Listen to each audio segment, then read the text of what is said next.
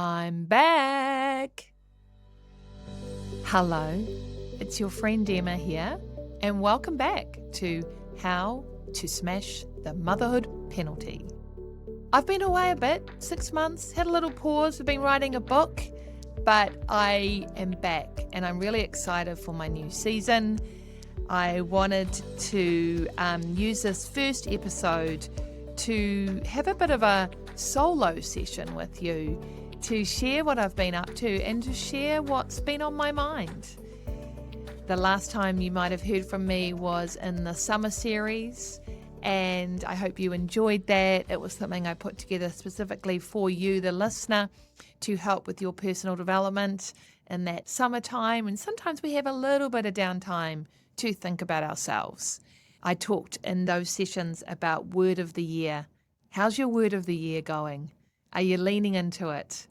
I'm definitely really tried to keep my word of the year front and center. I've actually got a word and a phrase. I'm allowed to break the rules. It's okay. Strong is my word of the year. And for me, strong is strong in boundaries. So saying no when I want to say no and saying yes when I want to say yes. Interestingly, I have leaned into that just this week. Someone asked me to be on a podcast. And I had this weird feeling about it, and which I think is called your inner voice or your gut. And I've said no to it because I didn't want to do it. And even though I'm a people pleaser, I'm trying to reform myself, yes seems very easy, but I said no. So for me, that was what strong meant. Strong also means for me that I have been going to the gym and working with weights. And again, I'm really proud of myself for keeping up the consistent pattern of that. Everyone's different in terms of the different exercise you'll do. And by the way, if you're not doing exercise because you're in peak survival mode, particularly as winter and kid sickness, that's okay too. And my phrase of the year is called bet on myself. Invest in myself. Put a bet on myself. And I have been doing that as well. I have invested in my business. I'm writing a book. I've joined Global Women, which is a fantastic organisation in New Zealand about championing women into leadership. I've been to several conferences. I have run a pop-up book club on Emma Greed's Start With Yourself. So I've really proud of myself for that. And this is a little pause for you to think, okay, it's been 6-7 months of the year. What am I proud of myself for? Ask yourself. Take yourself off to a cafe. Journal on that. If you've got a word of the year, how have you been living into it? What might you want to do going forward? One of the things that I haven't done in terms of strong, and now I'm going to tell you, you will have to do it. So this is good. This is called external accountability, people.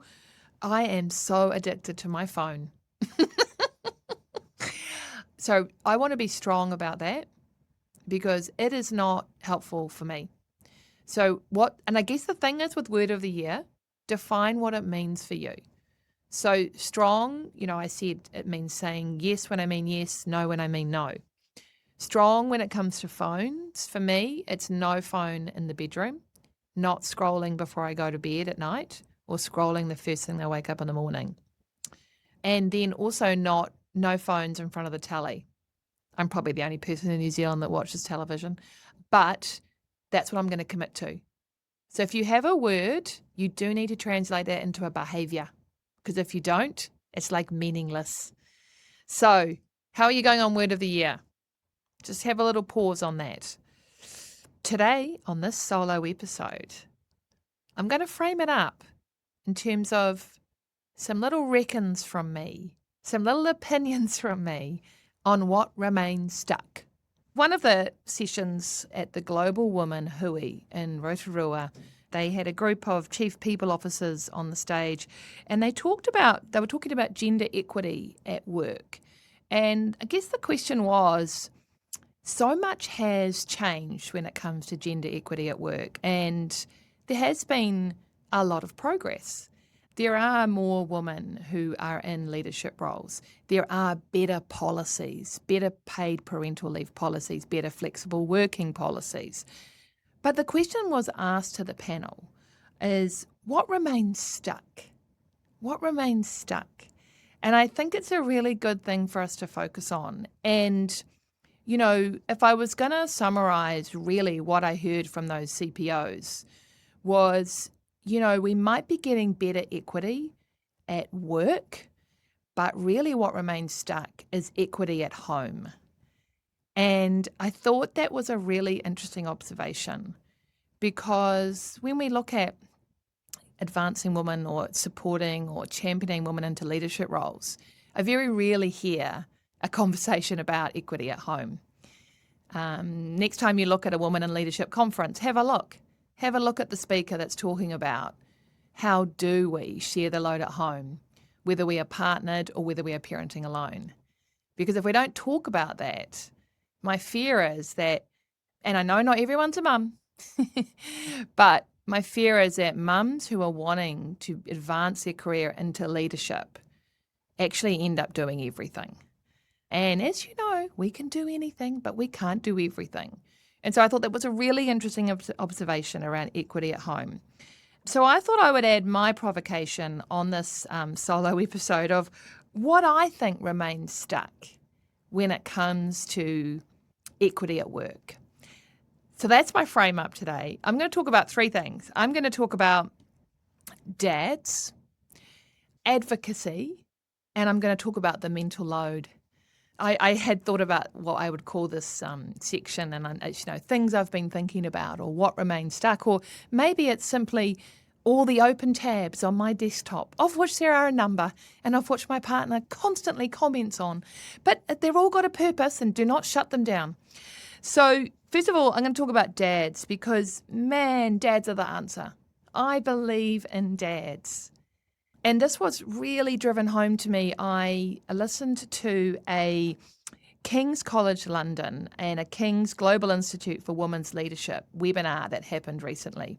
These are organisations that are based in the UK, but they're actually, if you go online, they're free to register, and you can hear the most amazing best practice speakers around how we get equity at work and equity at home. And I was listening to a session that happened a couple of weeks ago about, and the title was Supporting Dads to Work at Home, or how we get dads working from home. And it was a fascinating conversation with some really interesting dads and researchers.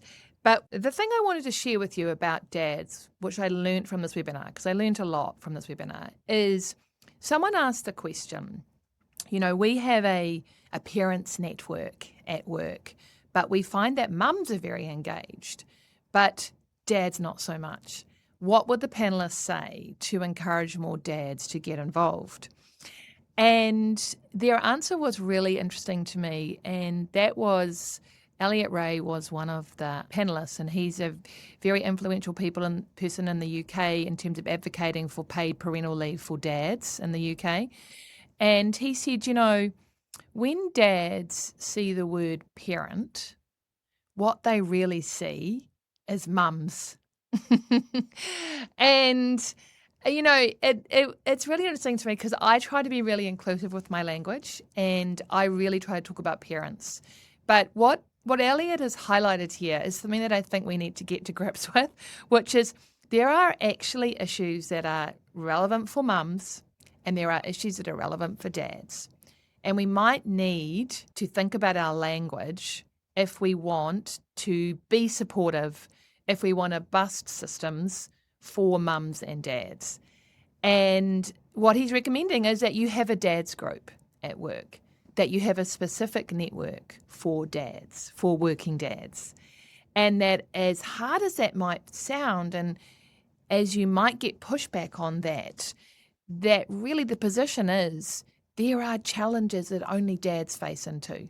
Stigmatism around asking for flexible working, fear to ask for sick leave in case of what it will do to your career, the loneliness of being a dad and not having people to talk to about things that are really worrying you, whether that's how you support your partner, how you might feel like you don't do anything right at home, for me, as I listen to these really courageous men talk about this, I just know it to be true.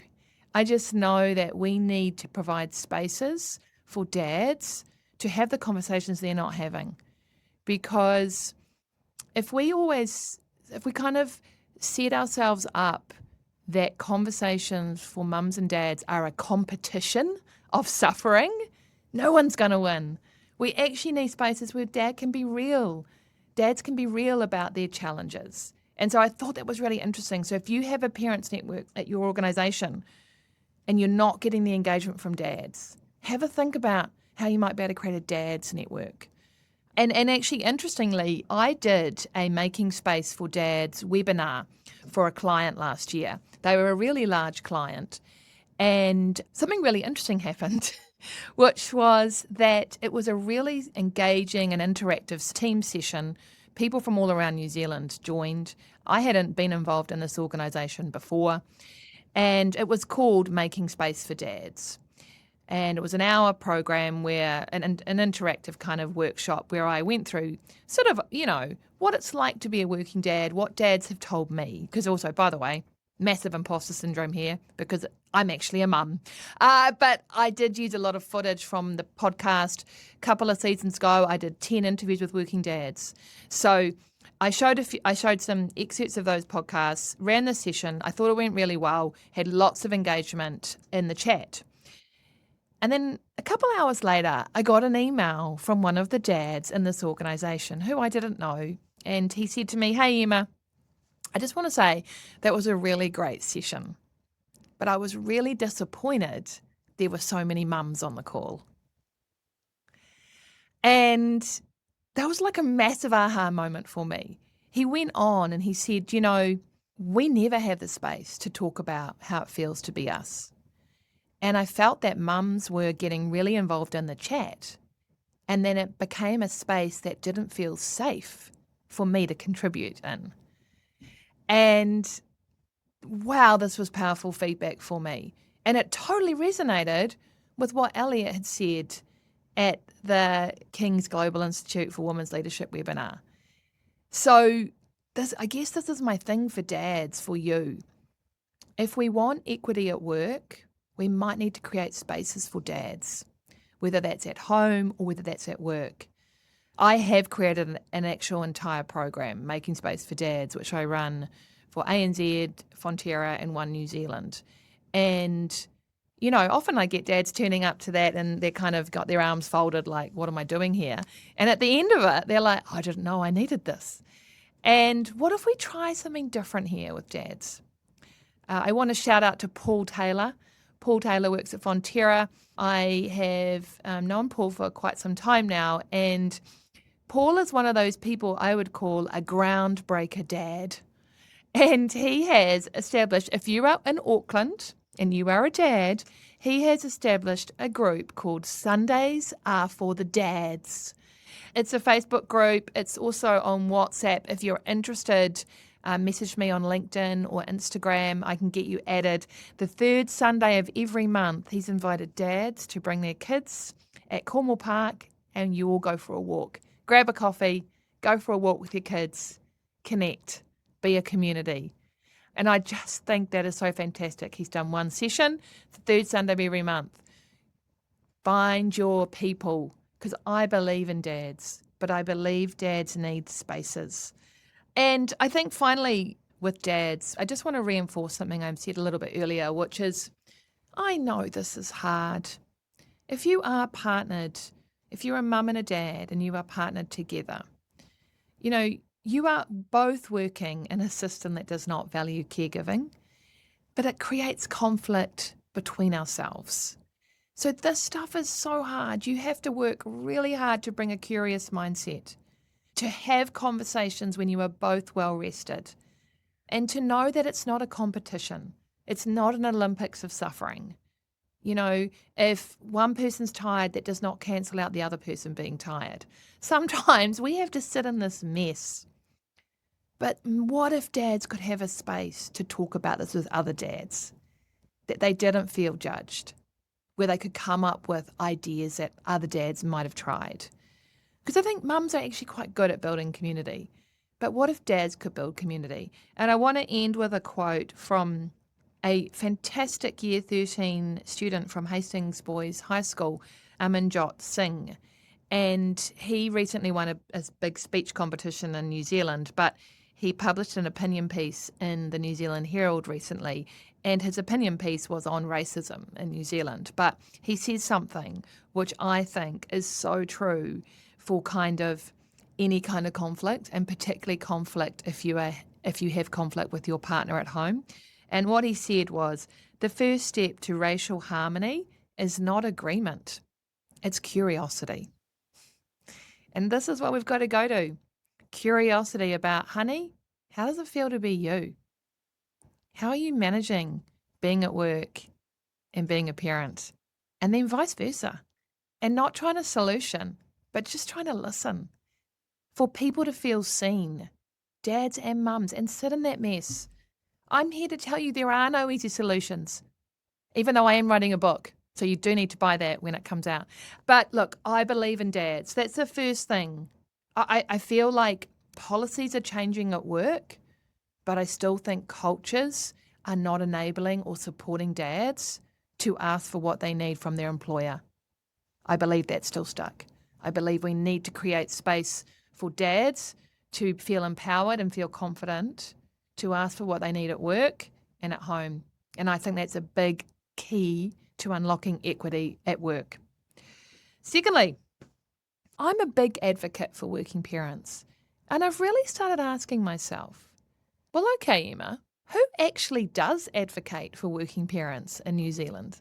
Like, where are the working parent advocacy groups? Like at an end-to-end level. Not just childcare, not just paid parental leave, not just the pay gap, not job design or part-time work or unpaid work. Where's the point in New Zealand or the person that is looking holistically at the experience of being a working parent, of which at least 80% of New Zealand families are in dual career couple working parent families. So this is a big number. Who represents them? Who advocates for them? Stephanie Powell is a fantastic person to follow. I've interviewed her on the podcast. She runs an organisation called Crayon, which is about financial wellness at key points in your life. And Steph published a LinkedIn post recently about childcare costs, and that New Zealand is one of the most expensive childcare costs in the OECD. Who's advocating for that? Who in an election year, who's advocating for how we might reduce the cost of childcare for working parents? Because after all, it is actually infrastructure that enables parents to get to work, just like roads, bridges, and it should be funded. Who's that voice in New Zealand? Paid parental leave. I noticed that from July the 1st, primary carer paid parental leave from a government statutory perspective has gone up. It's gone up from something like $780 per week for a maximum of 6 months to $811 per week for a maximum of 6 months. Less tax. And that's great, isn't it? Like, I can hear everyone clapping. It is still less than minimum wage. Who's advocating for that? Like, when you become a parent, you get paid less than minimum wage. That's how our society values parenting. Who's advocating for this? In Australia, there is several groups, one called Parents at Work, another one called the Parenthood.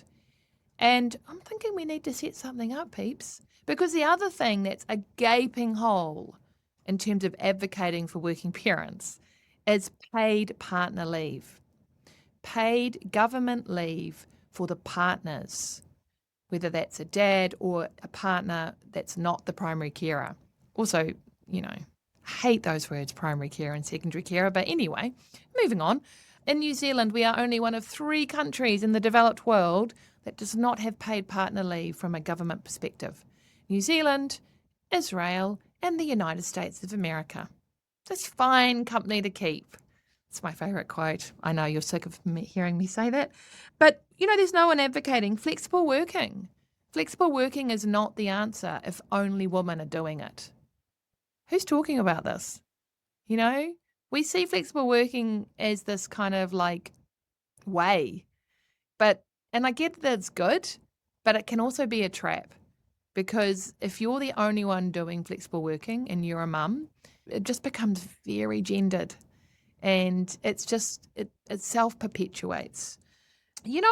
Still in New Zealand, and what I see in my practice is overwhelmingly women are doing the majority of the unpaid work and the caregiving at home.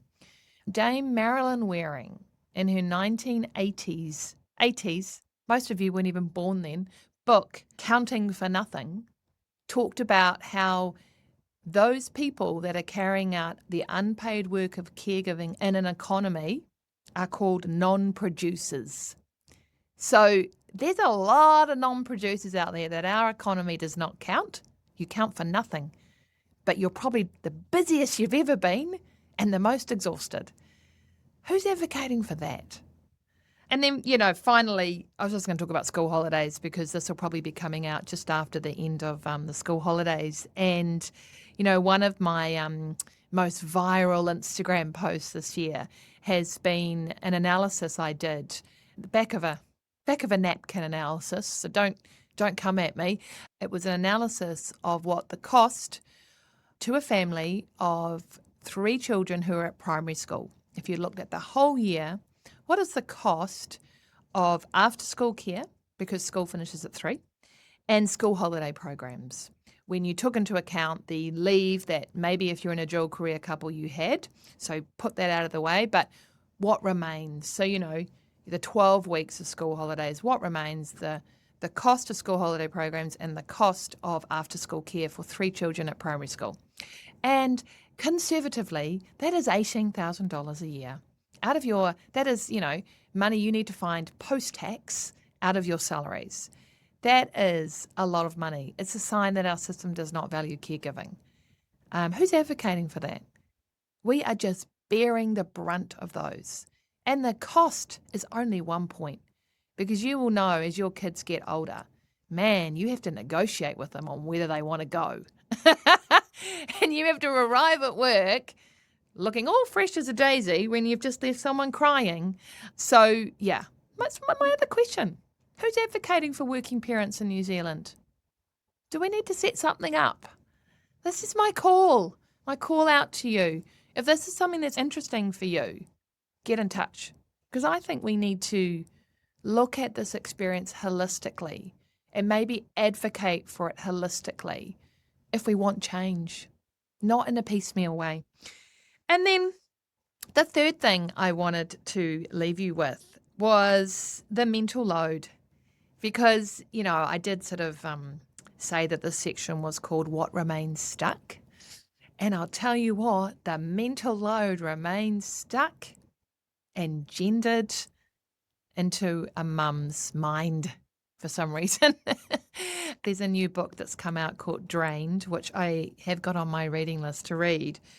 But, I've just come across quite a few things around the mental load recently, which really just deeply fatigue me. I went to an entire webinar earlier this year where they claimed to have the answer for how women can, move out of burnout and reduce their mental load. And one of the answers was go on a girls' weekend or write a big long list and just start doing it. And it's like both of those things are kind of okay, but the key problem here is, particularly if you are partnered, what is the other person doing in the relationship? How do we shift that? How do we shift the mental load that is still stubbornly gendered? And, so many quotes I get from clients around, asking for a weekly meeting with their partner and the partner saying, oh, it's not that bad, is it? Do we really have to have a weekly meeting? That sounds like a lot of work. And, and like, I love our dads. I love our partners. But for them, it does sound like a lot of work because it's some work. And this is even for good guys, okay? These are all the good guys out there, okay? This stuff is really hard. But I do think we really need to feel seen. If you are the person in your relationship that carry the majority of the mental load, I get that it's hard to shift it. But if you are carrying that cognitive load for home, it's going to be really hard to carry a cognitive load in your career. It's just going to be so hard because we only have one bucket of energy.